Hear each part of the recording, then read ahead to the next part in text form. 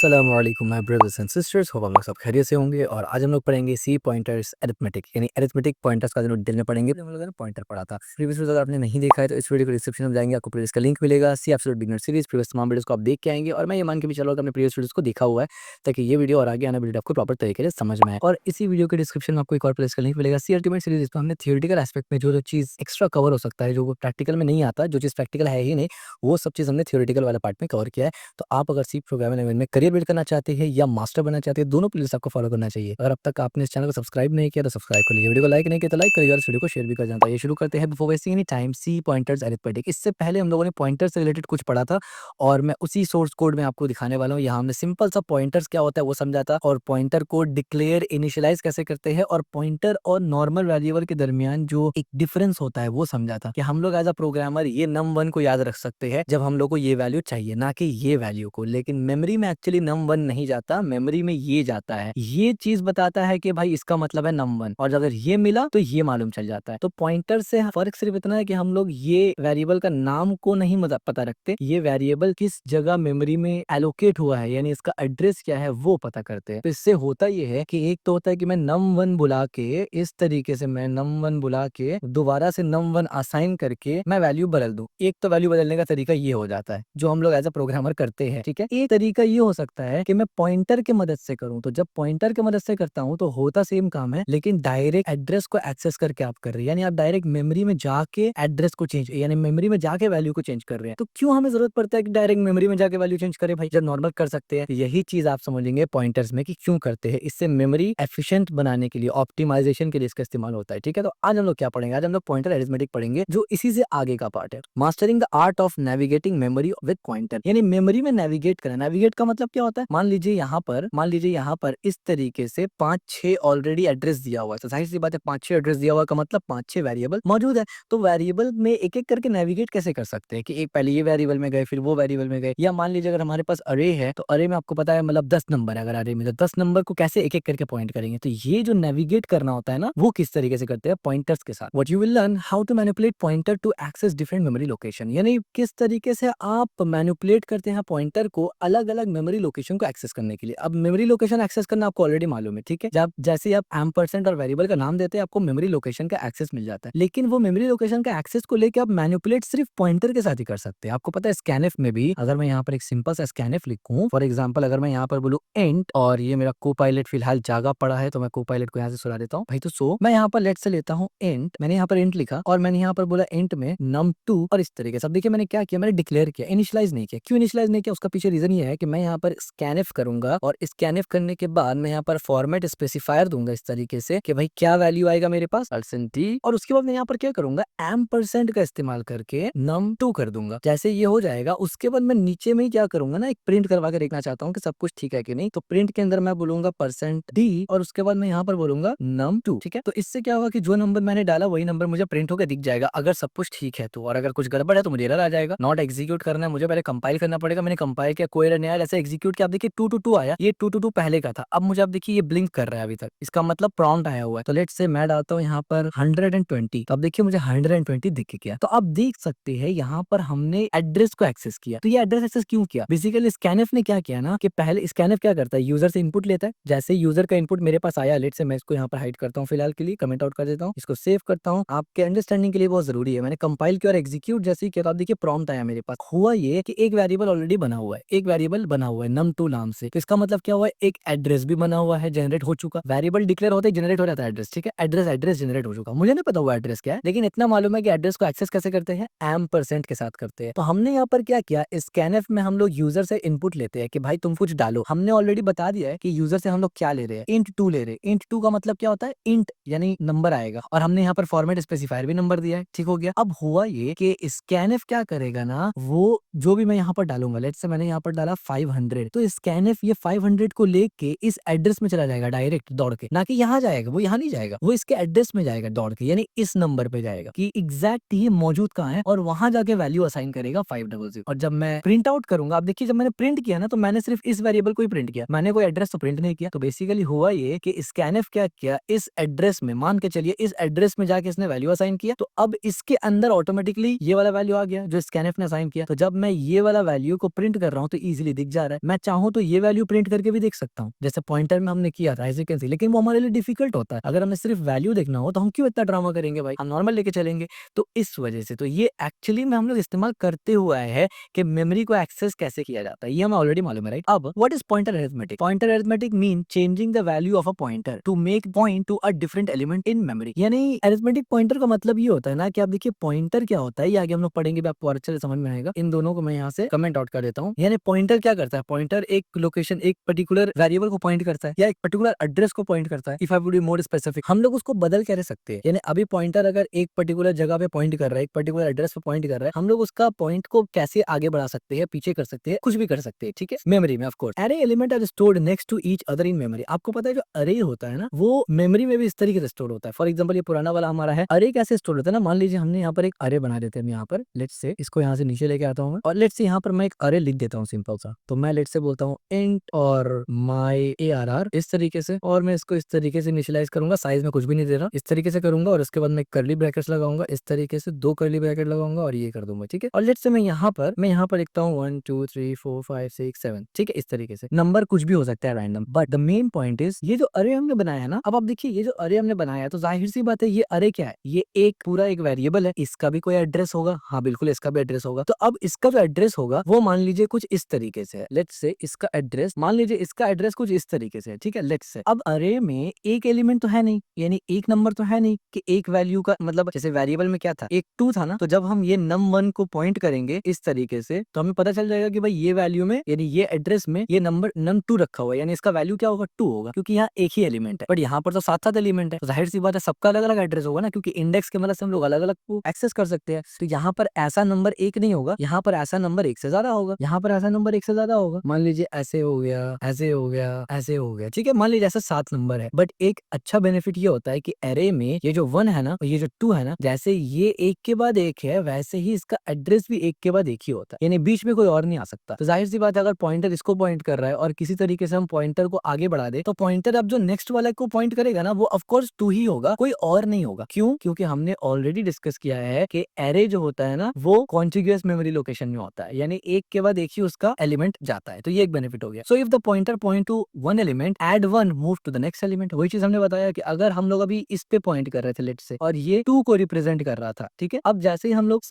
ये 2 को रिप्रेजेंट कर रहा था, ये ठीक है, अब जैसे ही हम लोग इस वाले में जाएंगे, एक 1 कर देंगे, तो 2 के बाद क्या था, 3 था, तो अब ये 3 को पॉइंट करेगा। ये सिर्फ एरे में होगा, क्योंकि एरे जब हम लोग क्रिएट करते हैं तो मेमोरी में वो सिक्वेंशियली ही क्रिएट होता है। ये एक बेनिफिट मिलता है एरे के साथ, ठीक है। एग्जांपल के तौर पे my_num0 यानी पहला इंडेक्स, my_num1 यानी दूसरा इंडेक्स, my_num2 यानी तीसरा इंडेक्स, यानी तीसरा इंडेक्स से मुराद है कि पहला एलिमेंट, दूसरा एलिमेंट और ये तीसरा एलिमेंट, ठीक हो गया। इस तरीके से की concept pointer arithmetic allow you to navigate through memory location by adding और सब्ट्रैक्टिंग वैल्यूज फ्रॉम पॉइंटर। यानी आसान शब्दों में अगर आप num1 में अभी है, यानी इंडेक्स 1 में है, यानी एलिमेंट नंबर 2 में है, आप अगर पॉइंट +1 पॉइंटर को 1 से बढ़ाएंगे तो आप एलिमेंट नंबर 3 में चले जाएंगे, और पॉइंटर को 1 घटाएंगे तो एलिमेंट नंबर 1 पे आ जाएंगे। सिंपल सी बात है। यानी वही फॉर लूप में जो हम लोग इंक्रीमेंट डिक्रीमेंट कर रहे थे, बस फर्क सिर्फ इतना है कि अभी हम लोग वैल्यू के साथ इंक्रीमेंट डिक्रीमेंट नहीं कर रहे, अभी हम लोग उन वैल्यू के एड्रेसेस के साथ इंक्रीमेंट डिक्रीमेंट खेल रहे हैं, बस इतना ही फर्क है। Basic pointer operation. अब अगर बेसिक पॉइंटर ऑपरेशन में आपको दिखाऊं तो अब यहाँ पर देखिए ये चीज, अब मैं यहाँ पर आपको दिखाता हूँ, ठीक है। सबसे पहले मैं एक एरे बनाता हूँ, यहाँ पर मैंने किया int ARR और एक साइज दिया मैंने, और यहाँ पर हमने क्या किया, एक एरे डिक्लेयर किया, और लेट्स से हमने 10 23 54 और 67, ठीक है, हमने 4 एलिमेंट का एक एरे क्रिएट कर दिया। अब क्या करेंगे, पॉइंटर को बनाएंगे, तो इंट है, एरे क्योंकि इंटीजर है तो ऑफ कोर्स पॉइंटर भी इंटीजर होगा, तो हम लोग क्या करेंगे, इंट एब्स्ट्रैक्ट p। पॉइंटर के लिए अब मैंने सिर्फ p इस्तेमाल कर लिया, ptr भी कर सकते हैं आप, कोई दिक्कत नहीं है। उसके बाद हम लोग क्या करेंगे भाई, पॉइंटर यानी पॉइंटर पॉइंट करेगा कहाँ, ये तो हमें पहले बताना पड़ेगा ना कि पॉइंटर तुम पॉइंट करोगे किसको। इससे पहले हम लोगों ने पॉइंटर को कहा वेरिएबल में पॉइंट करवाया था, as you can C num1 के तरफ। अब हम लोग एरे को करवाना चाहते हैं, एरे का नाम लिखेंगे एरे का, और सिर्फ एरे का नाम लिखना काफी है क्या, ऐसे नहीं, बिल्कुल नहीं, %% देना पड़ेगा। क्यों, एड्रेस चाहिए तो %% देना पड़ेगा। स्कैनफ में भी हम लोग ये पढ़ के आ चुके हैं। तो अब क्या हुआ, सक्सेसफुली पॉइंटर जो है वो इस एरे की तरफ पॉइंट कर रहा है, और बाय डिफॉल्ट कहाँ पॉइंट करेगा, 12 की तरफ बाय डिफॉल्ट, क्योंकि वहीं से स्टार्ट हो रहा है। इतना आपको समझ में आ रहा है। अब अगर आपको बिलीव नहीं हो रहा है कि ये 12 की तरफ पॉइंट आउट कर रहा है, तो बिलीव करवाने के लिए या प्रूफ छोटा मोटा देने के लिए मैं सबसे पहले क्या करूंगा, यहाँ पर %d कर देता हूँ, जिससे हम लोग इंटीजर को बुलाते हैं। और यहाँ पर मैं क्या बोल देता हूँ, मैं बोल देता हूँ, अब गलती से यहाँ पर ARR प्रिंट मत करवा देना, यहाँ पर पॉइंट एब्स्ट्रैक्ट p करना है आपको, ठीक है। अब देखिए, अब यहाँ पर जैसे ही द मोमेंट मैं इसको प्रिंट करवाऊंगा, तो क्या मैंने कहा था कि बाय डिफॉल्ट ये 12 नंबर जो एलिमेंट है, यानी फर्स्ट इंडेक्स को पॉइंट करेगा बाय डिफॉल्ट। तो मुझे वैल्यू क्या मिलना चाहिए, फर्स्ट इंडेक्स का मिलना चाहिए, लेकिन ये वैल्यू मेमोरी से डायरेक्ट आ रहा है। एज यू कैन सी मैं प्रिंट क्या करवा रहा हूँ, पॉइंटर को प्रिंट करवा रहा हूँ, ना कि मैं एरे के अंदर इंडेक्स नंबर 0 को एक्सेस कर रहा हूँ। दोनों में फर्क है, ठीक है। मैंने यहाँ पर कंपाइल किया और कंपाइल टाइम में मुझे कुछ एरर आ गया, और एरर आते ही मुझे ये समझ में आ गया कि भाई initialization form incompatible pointer type. वो ये है कि एरे में हमें ये नहीं डालना पड़ता है, एरे में हमें डायरेक्ट इसको इस तरीके से देना पड़ेगा, ठीक हो गया। जैसे एरर देखा, मुझे याद है कि आप कंपाइल करूंगा, देखिए कंपाइल भी हो गया, और जैसे अब मैं एग्जीक्यूट करूंगा, ये एग्जीक्यूशन कहाँ चले गया, तो अब देखिए क्या मिला हमें, 12 मिला। फर्स्ट चीज को पॉइंट कर रहा, एज यू कैन सी, कोई भी दिक्कत नहीं। अब मैं इसको मजीद आपको क्लेरिफाई करने के लिए, प्रूफ करने के लिए कि भाई अब ये तो फर्स्ट को कर रहा है ना, अब मैंने जैसे पढ़ा था स्टार्टिंग में कि हम लोग आगे की तरफ कैसे जा सकते हैं, यानी अब इसको कैसे पॉइंट कर पाएंगे, इसको कैसे पॉइंट कर पाएंगे, और इसको कैसे पॉइंट कर पाएंगे। तो अभी किस इंडेक्स को ये पॉइंट कर रहा है, 0 इंडेक्स को पॉइंट कर रहा है। अब मैं चाहता हूँ कि 1 इंडेक्स को पॉइंट करे, तो मैं सिंपल सा क्या कर सकता हूँ मालूम है आपको, मैं कुछ यूं कर सकता हूँ, मैं एब्स्ट्रैक्ट को ऐसे ही रहने दूंगा, एक पैरेंथेसिस लगाऊंगा, और देखिए मुझे सजेशन एक मिल चुका है, तो मैं यहाँ से पहले अपना कोपायलट को बंद कर देता हूँ, सजेशन नहीं चाहिए। ये देखिए अब यहाँ पर हो क्या रहा है, ये चीज से तो वाकिफ है ना कि p+1 यानी p का जो वैल्यू है उसमें 1 डाल दो, तो p का वैल्यू क्या है अभी, 0 इंडेक्स पर है ना, p का वैल्यू तो 0 है ना अभी, क्योंकि 0 इंडेक्स को एक्सेस कर रहा है वो। तो अब अगर 1 कर दिए तो p का वैल्यू क्या बनेगा, 1 इंडेक्स हो जाएगा। तो 1 इंडेक्स का मतलब 23 को ये पॉइंट कर रहा है। सेम एज अगर मैं फॉर्मेट स्पेसिफाई लगा देता हूँ, वरना प्रॉब्लम यहाँ पर आपको दिखने लगेगा। तो लेट्स से अगर मैं इसी तरीके से ऐसे, अब मैं इसी तरीके से अगर मैं इसको और 2 बार प्रिंट कर देता हूँ, और यहाँ पर क्या कर देता हूँ p+2, और यहाँ पर क्या कर देता हूँ p+3, ठीक है। अब याद रखिए क्योंकि ये लूप नहीं है ना, इस वजह से हर बार जब p चलाएंगे तो p+1 सेम वैल्यू देगा, ठीक है। अब यहाँ पर क्या हुआ, इस बार p का वैल्यू क्या है, 0 है, तो बाय डिफॉल्ट 12 में कर रहा है, जो आपने देख लिया। अब मैंने 1 बढ़ा दिया तो इंडेक्स बढ़ गया, तो अब कहाँ पर है ये, अब 23 की तरफ पॉइंट कर रहा है। जैसे ही मैंने 2 बढ़ाया अब 54 की तरफ पॉइंट कर रहा है। जैसे ही मैंने 3 बढ़ाया अब ये 67 की तरफ पॉइंट कर रहा है। जैसे मैं इसको सेव करके कंपाइल करूंगा, कोई भी एरर नहीं, एग्जीक्यूट करूंगा, तो आपको रिजल्ट इस तरीके से दिख जाएगा। तो आपको समझ में आया किस तरीके से पॉइंटर अलग अलग जगह पॉइंट कर रहा था। ये पूरा का पूरा एरे था, हमने अलग अलग जगह पॉइंट करवाया। और माइनस करवाना है तो भाई ये भी बड़ा आसान है, 3 को अब जाहिर सी बात है प्लस करेगा माइनस करेंगे, यानी आप पीछे से स्टार्ट करेंगे और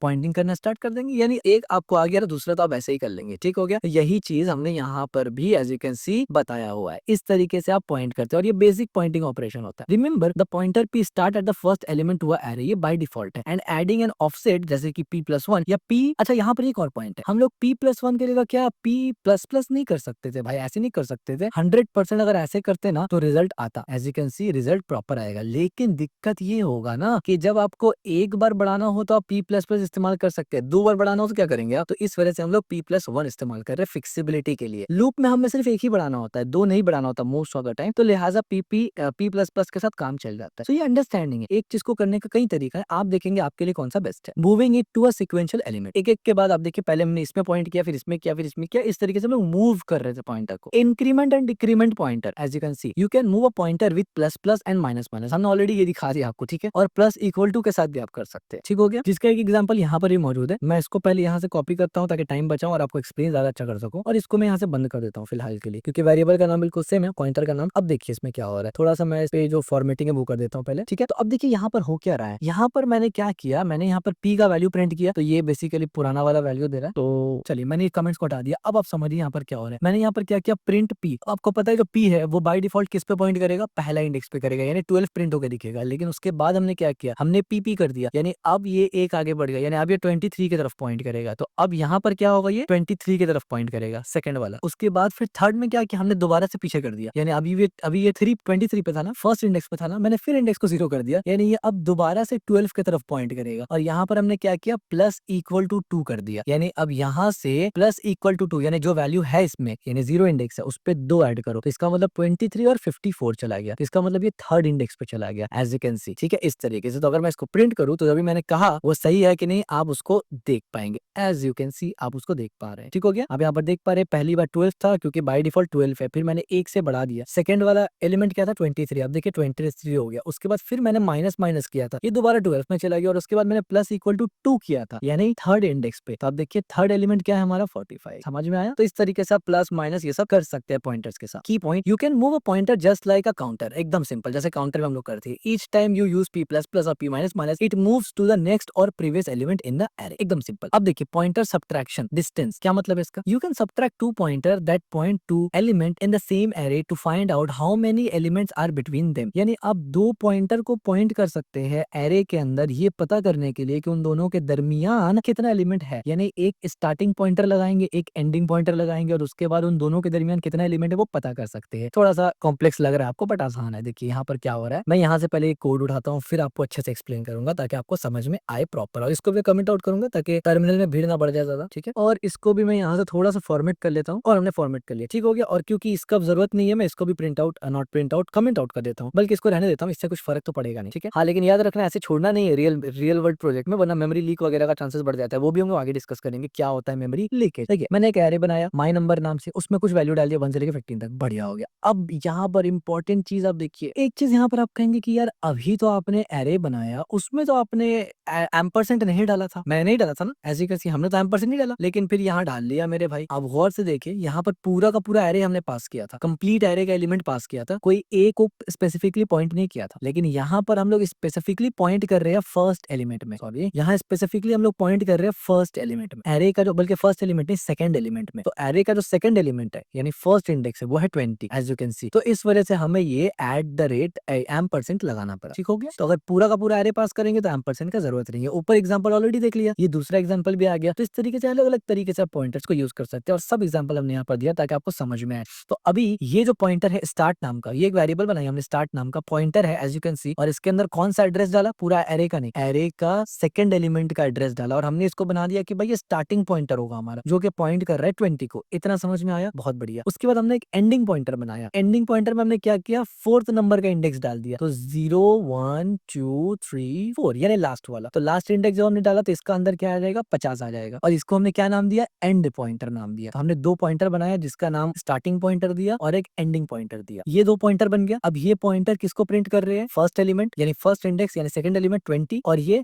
लास्ट एलिमेंट यानी फोर्थ इंडेक्स को। अब हमने क्या किया, LD, और उसके बाद यहाँ पर एंड माइनस स्टार्ट कर दिया। क्या मतलब, देखिए जब मैं इसको एग्जीक्यूट पहले कंपाइल करूंगा, जैसे एग्जीक्यूट करूंगा, आप देखिए हमें 3 मिल रहा है। 3 का मतलब क्या है, यहाँ पर 3 का मतलब ये है कि 20 और 50 के बीच में कितना नंबर है, यहाँ पर आ रहा है 3। अब आप बोलेंगे 3 क्यों आ रहा है भाई, 20 और 50 के बीच में 30 और 40 है ना, तो 3 क्यों आ गया। तो देखिए यहाँ पर हमने उसका जवाब दिया है, आई गेस नहीं दिया तो मैं जवाब दे देता हूँ। यहाँ पर देखिए ये 10 है, ये स्टार्टिंग पॉइंटर है, और ये एंडिंग पॉइंटर। अब आप बोलेंगे यार 2 है, यानी 3 कैसे करके हो गया। Important note, pointer subtractor only work when both pointer point to the same array, the result is measure in element not bytes. अच्छा, यहाँ पर हमने शायद नहीं बताया, मैं बता देता हूँ आपको क्या दिक्कत है। यहाँ पर हमने एक और इंपॉर्टेंट नोट दिया है, वो नोट ये है कि जब भी आप पॉइंटर सबट्रैक्टर इस्तेमाल करते हैं ना, तो वो सेम एरे में होना चाहिए, यानी स्टार्टिंग और एंडिंग पॉइंट दोनों सेम एरे में होना चाहिए। और ये जो मेजर करता है ना, वो एलिमेंट को मेजर करता है, यानी यहाँ पर जो वो 3 बताया ना, वो एलिमेंट बताया। आप ये बोलेंगे एलिमेंट कहाँ है, वो एक्सप्लेन कर रहा हूँ कैसे करके है, लेकिन वो एलिमेंट के बारे में बता रहा है, बाइट्स के बारे में नहीं बता रहा है कि 3 बाइट्स है। क्लियर हो गया। तो अब सवाल ये पैदा होता है कि भाई स्टार्टिंग पॉइंटर और एंडिंग पॉइंटर के बीच में 2 है, आपने 3 कैसे लिख दिया, क्योंकि एंडिंग वाला एक्सक्लूडेड होता है एरे में, एंडिंग वाला एक्सक्लूडेड होता है, इंक्लूडेड नहीं होता, ठीक है। यानी ये 50 को लेकर बोल रहा है, समझ में आ गया। सो इस तरीके से आप काम करते हैं एरे सबट्रैक्टर के साथ। और ध्यान एक चीज रखना इंपॉर्टेंट है कि सेम एरे के अंदर इस्तेमाल करेंगे तो ही काम करेगा, ठीक है। और बाइट्स नहीं देता, एलिमेंट देता है ये। अच्छा, pointer arithmetic depends on type, हाँ ये भी इंपॉर्टेंट चीज है जो हमने इससे पहले ही बताया। Not all pointer move the same way, when you add 1 to a pointer it moves forward by a size of the thing to point, not just by byte. यानी जब आप पॉइंटर अरिथमेटिक इस्तेमाल करते हैं और पॉइंट 1 इंक्रीमेंट करते हैं ना, तो वो पॉइंटर जो एक आगे बढ़ेगा ना, आगे तो बढ़ना ही है। जब आप पॉइंट +1 या पॉइंट प्लस प्लस करते हैं तो आगे तो बढ़ेगा ही बढ़ेगा, लेकिन वो आगे किस एतबार से बढ़ेगा, वो डेटा टाइप के ऊपर डिपेंड करता है। आपको पता है इंटीजर 4 बाइट का होता है या 2 बाइट का होता है, तो वो 2 बाइट आगे जाएगा या 4 बाइट आगे जाएगा, ना कि 1 बाइट जाएगा, ठीक है। 1 बाइट तब जाएगा जब डेटा टाइप भी 1 बाइट का हो। इसका एग्जांपल हमने यहाँ पर लिखा हुआ है, and it's totally make sense, right. जब आप इंटीजर पॉइंटर बनाते हैं तो move by the size of N integer, यानी यूजुअली 4-4 बाइट करके वो मूव करता है। प्लस प्लस का मतलब, क्योंकि एक इंटीजर 4 ही बाइट का होता है ना, ऐसा नहीं है कि एक एक बाइट करके मूव करेगा। और ये डिपेंड करेगा डेटा टाइप के ऊपर। अगर कैरेक्टर है तो हाँ भाई फिर तो मूव करेगा एक एक बाइट करके, या टोटली इट मेक्स सेंस। यहाँ पर देखिए एक और एग्जांपल हमने दिया हुआ है, इसको प्रिंट करने की भी जरूरत नहीं, मैं ऐसे ही समझा देता हूँ। यहाँ पर माई नंबर बनाया और 2 वेरिएबल बना लिया, ठीक है। और यहाँ पर एक स्ट्रिंग बना लिया हाई नाम से, ठीक है, इस तरीके से। और ये 0 आपको पता है ऑलरेडी नल टर्मिनेटर रहता ही है यहाँ पर। अब हमने क्या किया, यहाँ पर एक, बल्कि मैं इसको उठा लेता हूँ, बल्कि छोड़ देता हूँ, ऐसे समझा देता हूँ, ईजी है। मैंने यहाँ पर पाई नाम का एक वेरिएबल लिया, PI, और यहाँ पर नंबर लिया, यानी ये पूरा का पूरा एरे डाल दिया। आप देखिए इसीलिए हमने क्या किया, एम्परसेंड नहीं डाला यहाँ पर, ठीक है। ये पूरा का पूरा एरे को अभी पॉइंटर पॉइंट कर रहा है, और लेटर को भी हमने पूरा डाल दिया, तो ये पूरा का पूरा कैरेक्टर को एरे पॉइंट कर रहा है। अब हमने क्या किया, यहाँ पर हमने यहाँ पर ये वॉइड को आप इग्नोर करिए, हमने यहाँ पर क्या किया,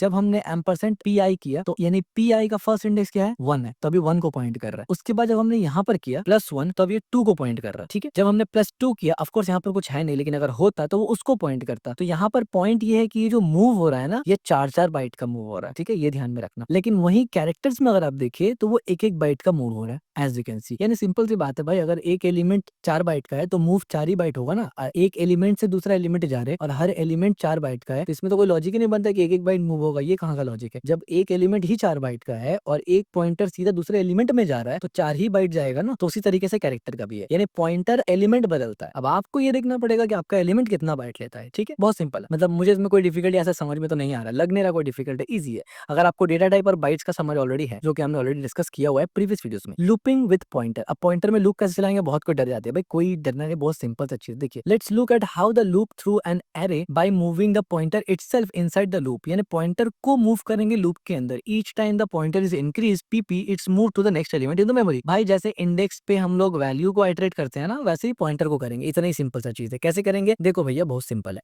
हमने यहाँ पर एक num4 नाम का वेरिएबल बना लिया, एरे बना लिया, इसमें 4 वैल्यू है एरे का। एक p बनाया, माइनम को अंदर डाल दिया, यानी पूरा का पूरा एरे को डाल दिया पॉइंटर के अंदर। तो आपको पता है कि अब पॉइंट क्या कर रहा है, फर्स्ट 0 इंडेक्स पे कर रहा है, यानी 25 को पॉइंट कर रहा है। हमने फॉर लूप कैसे लगाया, वो जरूरी चीज देखना है, जो आप कंफ्यूज होंगे जिसमें, उसमें समझ लीजिए। हमने क्या किया, इंट इज इक्वल टू 0। हमने पहली बात तो एरे चलेगा ही 0 से, यानी लूप एरे का, यानी सॉरी नॉट एरे, लूप चलेगा 0 से, क्योंकि एरे का इंडेक्स 0 होता है, हमें हर इंडेक्स चाहिए होता है, ठीक है। हमने i is equal to less than 4 कर दिया, क्यों, क्योंकि 4 एलिमेंट है तो 4 बार चलेगा, ठीक है। 4 बार से कम, यानी 0 से स्टार्ट होगा, 4 बार चलेगा। उसके बाद हमने i प्लस प्लस कर दिया, यानी लूप का जो अपना रूल था वो तो सेम है, उसमें तो कोई चेंजेस ही नहीं हुआ ना भाई, कि लूप 0 से चलेगा, कितना बार चलेगा डिपेंड करता है एरे के ऊपर, और हर बार एक एक करके बढ़ाते रहेंगे। लेकिन ये जो बढ़ रहा है और ये जो इंडेक्स है, ये इंडेक्स अभी हमारा एज अ पॉइंटर इस्तेमाल कर रहे हैं हम लोग। हमने क्या किया, हमने बोला कि भाई प्रिंट कर दो, और यहाँ पर पॉइंटर प्रिंट कर दिया, यानी यहाँ पर i प्रिंट करने की जगह या एरे का वैल्यू प्रिंट करने की जगह पॉइंटर प्रिंट कर दिया, और पॉइंटर को पीपीपी यानी पीपीपी नहीं p प्लस प्लस एंड में किया, क्योंकि अगर पॉइंटर को p प्लस प्लस नहीं करेंगे तो पॉइंटर बार बार उसी एलिमेंट को तरफ दिखाता रहेगा। और क्योंकि ये लूप है तो हम लोग इजीली पी कर सकते हैं। तो पहले आइटरेशन में ये फर्स्ट को पॉइंट करेगा, दूसरा आइटरेशन में सेकंड को करेगा, तीसरा आइटरेशन में फोर्थ को करेगा, इस तरीके से। तो मैं ये कोड सिंपल सा यहाँ से उठाता हूँ, इस तरीके से कोड में जाता हूँ यहाँ पर, और उसके बाद मैं इसको एग्जीक्यूट करूंगा यहाँ से, ठीक है। मैं कंपाइल करता हूँ, और ये कंपाइलेशन में कुछ एरर दे दिया है भाई। क्या एरर दिया है, अच्छा p प्रीवियसली डिफाइंड कुछ, अच्छा p ऑलरेडी है मेरे कोड में, तो 2 बार p तो नहीं कर सकते ना भाई। देखो देखो ये बात है, ठीक है। यूनिक होना चाहिए ना, वेरिएबल यूनिक होना चाहिए, तो एरर्स पढ़ना भी आपको समझ में आना चाहिए, ठीक है। अब आप देखिए एरर्स वगैरह सब चले गया मेरा इससे कोड से, तो मैं इसको CLS करके कंपाइल करूंगा। कंपाइल किया, कंपाइल हो गया, और एग्जीक्यूट जैसे ही करूंगा, आप देखिए 25, 50, 75 और 10, यानी हमने अभी पॉइंटर्स के मदद से लूप चलाया, ना कि नॉर्मल वेरिएबल की मदद से, यानी मेमोरी को एक्सेस करके चलाया, ठीक है। तो यहाँ पर वो इनिशियलाइज हुआ तो इस पे था, उसके बाद फर्स्ट लूप पे यहाँ गया, सेकंड में यहाँ, थर्ड में गया। Pro tip, this way of looping is a common when working directly with memory, यानी जब आप डायरेक्ट मेमोरी के साथ काम करते हैं ना, तो ऐसा लूप चलाना बहुत कॉमन होता है। Since the pointer itself move through the array instead of using an index number, यानी डायरेक्ट मेमोरी में जाके आप खेल रहे हैं, ठीक है, सीधा मेमोरी के अंदर घुस के। Common mistake to avoid, important point, wrong type, remember that the pointer move depending on the an int move 4 byte step, यानी वही बात है कि डेटा टाइप के हिसाब से वो मूव करेगा, डेटा टाइप का साइज कितना है। Uninitialized pointer, always make sure that pointer is pointing to something real before use it. Using pointer that doesn't point anywhere is crash your program, यानी अगर पॉइंटर कहीं पॉइंट नहीं कर रहा, सिर्फ डिक्लेयर करके छोड़ दिया, इस्तेमाल कर रहे हो, एरर आ जाएगा, ठीक है। On going out of bound, यानी never point out past end of the array before start, only safe outside position of the array end past end it's only compare to the pointer, यानी जाहिर सी बात है array का size के हिसाब से आपको पॉइंटर को चलाना है, ऐसे नहीं कि बस आगे का एलिमेंट नहीं पता और बस चलाते चले गए, ठीक है। Be careful, pointer must be handle with care since it is possible to damage data storage in other memory address, यानी दूसरे मेमोरी एड्रेस में भी आपका डेटा स्टोरेज को ये डिस्ट्रॉय कर सकता है, इसको भी ध्यान रखना आपका, ठीक है। समरी की टेक अवे आपको रखना है, pointer arithmetic allow you to navigate through memory by adding और subtracting value from the pointer. हमने ऑलरेडी देख लिया कि किस तरीके से हम लोग एरे के अंदर एडिशन भी कर सकते हैं और सबट्रैक्शन भी, यानी एडिशन सबट्रैक्शन से मुराद ऐड करके दूसरी जगह पॉइंट कर सकते हैं एरे में, और पीछे भी पॉइंट कर सकते हैं। The amount of pointer move depending on data type it's point two, यानी जो कितना अमाउंट जो पॉइंटर आगे बढ़ेगा वो डिपेंड करता है आपके डेटा टाइप के ऊपर। यानी आपने प्लस प्लस तो कर दिया, यानी वो एक एलिमेंट से दूसरे एलिमेंट में जाएगा, लेकिन वो एलिमेंट कितना बाइट ले रहा है वो मैटर करता है। अगर कैरेक्टर है तो एक एक बाइट करके जाएगा, अगर इंट है तो 2 से 4 बाइट करके जाएगा, डबल है तो 8 बाइट करके पड़ेगा, ठीक है। ये ध्यान में रखना जरूरी है। You can use plus plus minus minus plus equal to and minus equal to move pointer through array. Plus plus कब इस्तेमाल करेंगे, जब सिर्फ एक से बढ़ाना हो, जब एक से ज्यादा बढ़ाना होगा तो फिर डायरेक्ट इस्तेमाल करेंगे प्लस इक्वल टू करके। Pointer subtractor can calculate the distance between element in same array. याद रखिए पॉइंटर सबट्रैक्शन इंपॉर्टेंट है, और थोड़ा एडवांस लेवल आप डिस्कस करेंगे इसको, यानी यूज करेंगे इसको, और इजी है, कोई डिफिकल्ट नहीं है। बट द प्रॉब्लम इज कि सेम एरे में इसको इस्तेमाल करना है, अलग अलग एरे में इस्तेमाल मत कर लेना इसको, ठीक है। और इसके लिए एक स्टार्टिंग पॉइंट चाहिए, एक एंडिंग पॉइंट चाहिए। आगे प्रोजेक्ट में जरूरत पड़ेगा तो जरूर डिस्कस करूंगा इसके ऊपर डिटेल से। Always be careful with pointer to avoid memory errors और मेमोरी लीक। मेमोरी एरर इसमें बहुत ज्यादा होता है पॉइंटर्स में, क्योंकि लोगों का कॉन्सेप्ट क्लियर नहीं होता ना, इस वजह से जब वो यूज करते हैं ना तो एक एक स्टेप वो पढ़ नहीं पाते, उसको समझ नहीं पाते। बट आई होप आपके साथ ऐसा नहीं होगा, और डोंट वरी, ये पॉइंटर का कॉन्सेप्ट लोगों ने खामोखा हुआ बनाया हुआ है, इतना डिफिकल्ट भी नहीं है यार। आई नो कि आप अभी देख रहे हैं तो आपको थोड़ा सा समझ में आया होगा, लेकिन प्रैक्टिकल जब आप लिखने जाएंगे ना तो आपको थोड़ा दिक्कत होगा। सो आई हाईली रिकमेंड कि ये सब जो कोड मैं यहाँ पर बताता हूँ ना, पॉज करके आप खुद भी प्रैक्टिस करें इसको।